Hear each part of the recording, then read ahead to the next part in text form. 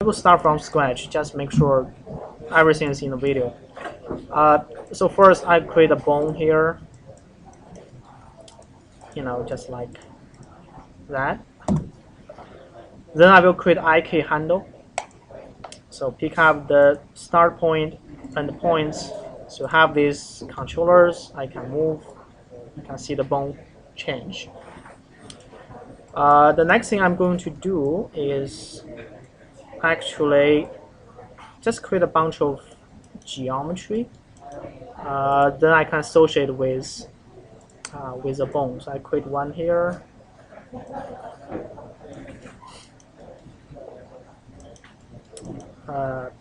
It's fun. Duplicate one here.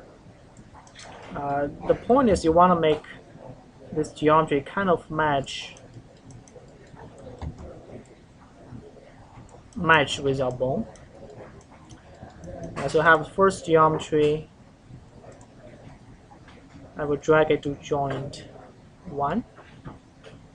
Second, use middle button joint 2, joint 3, joint 4. So I can drag and drop to make it attach to that joints. So now, if I move the points,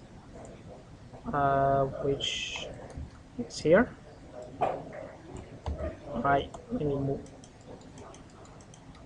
You can start to see the geometry is kind of, follow the bone. Right? Let me turn on the wireframe.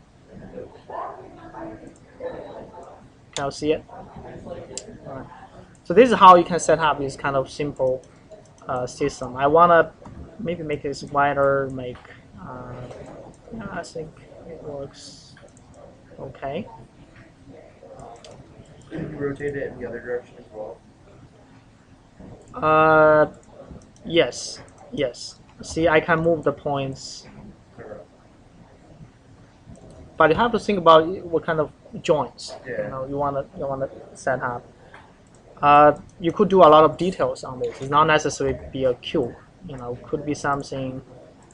Could be something quite complex.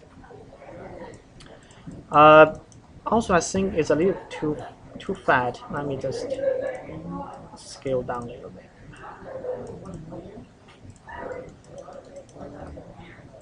Okay, it still works.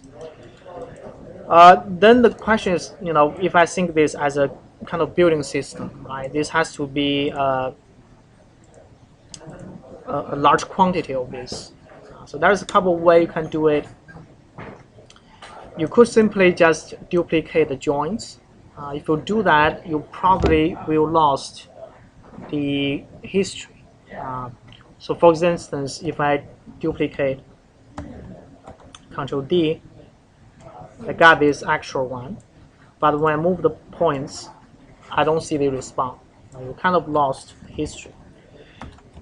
So the alternative way to make it happen is I can select this just one single object. Then I duplicate.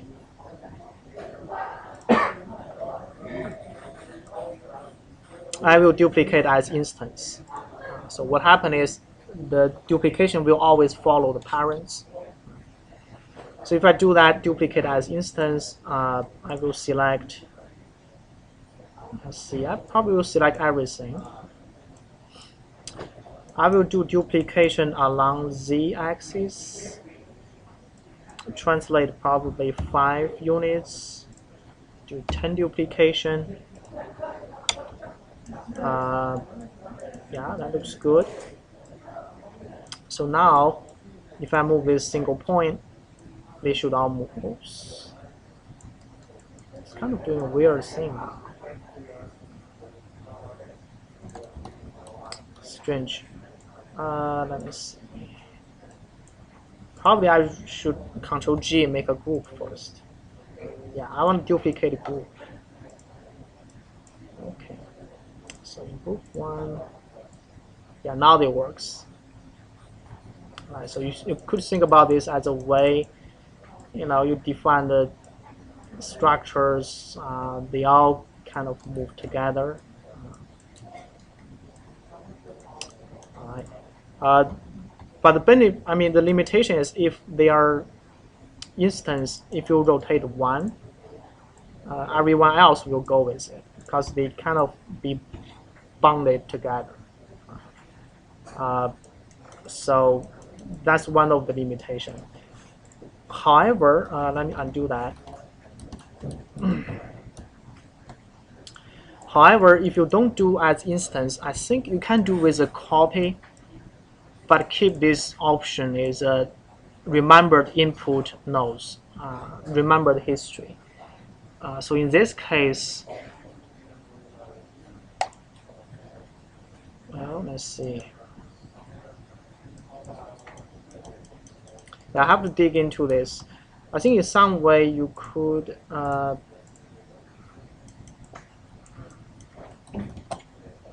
do a word.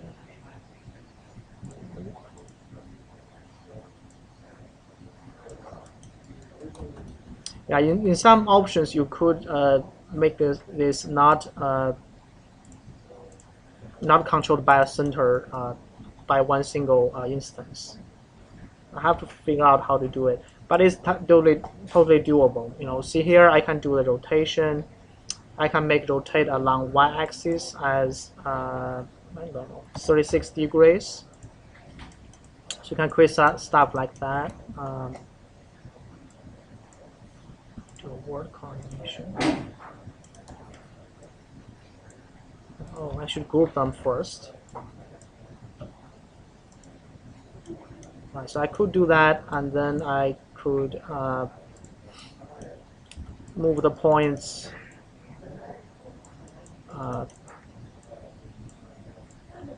So this is actually kind of crazy, but this could be done. You can think about the structure like, mechanical camera lens, that kind of thing. So yeah, I can totally do this. This could be adjustable. But again, this is just too much detail, right? If you want to populate, 40,000, it's definitely going to crash. So I would suggest build one detail model, just one components, and then for the entire facade, you just do another version which has less detail. That should be okay. All right.